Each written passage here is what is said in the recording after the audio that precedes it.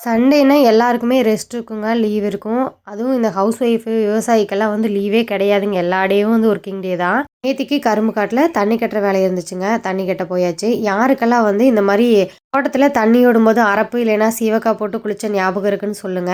எப்பல்லாம் தோட்டத்துக்கு தண்ணி கட்ட போறோனோ, அப்பல்லாம் அரப்பு எடுத்துட்டு போய் தலை கழுவிட்டு வந்துருவேங்க. அரப்பெல்லாம் தலைக்கு போட்டு குளிச்சோம்னா, நெறைய தண்ணி ஓடுற இடத்துல தான் போய் கழுவணுங்க. அப்பதான் அந்த அரப்பெல்லாம் போகும். இல்லைன்னா திட்டு திட்டா புடிச்சுக்கும்.